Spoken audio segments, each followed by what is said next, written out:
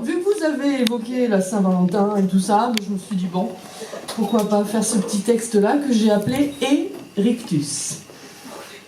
Alors que mon audience prolifique me réclame corps et âme d'aborder un sujet plus léger, me voici à un tournant fatidique où je vais me risquer à faire l'allégorie du verbe aimer.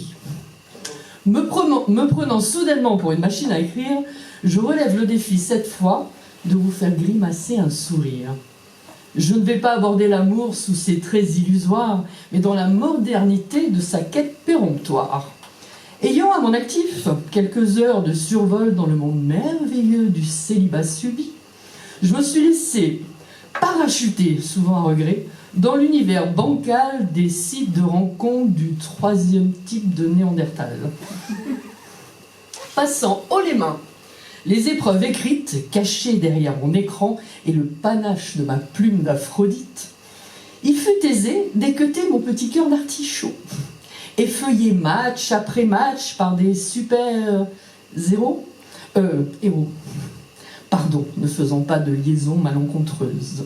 Super mytho, super lover, super connard, super ficiel, mais aucun Superman. Ceux-là sont, semble-t-il, enchaînés à la maison par leur Wonder Woman.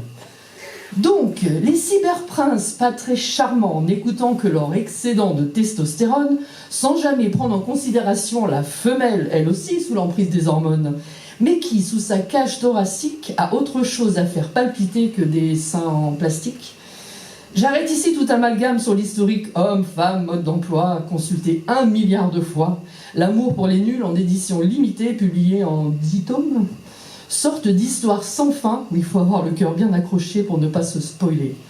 Donc, à des fins purement expérimentales, j'ai tout essayé, testé, espéré, illusionné, même culbuté.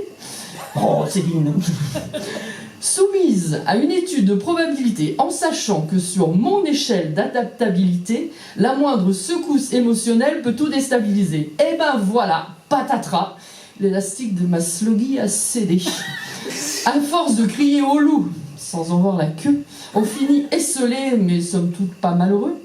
Parce que de purges lacrymales en mycose vaginale, de déboires amoureux aux gueules de bois au réveil désastreux, de baises en ville remplies de linge souillé aux portes cochères qui finissent par grincer, l'amour toujours au juste d'un jour, de bonhomies en turbulence, de nuits débridées de la seconde chance, de disparitions matinales au saut du lit genre à Bracadabra by Houdini, rien n'est plus virulent que toutes ces convenu. En un seul mot, bien sûr, je parle d'inconnu. Accrochons-nous, jeunes gens, cyberattaqués de faux semblants de bévues et d'erreurs de casting. Ne nous perdons pas en soupirs et craquages de string. Parce que probablement, tapis dans l'ombre, se cache celui ou celle qui nous est destiné. Juste un pauvre con au GPS mal renseigné qui, dans l'obsolescence de nos amours programmés, a oublié ce fichu mot de passe pour que l'on puisse enfin se connecter.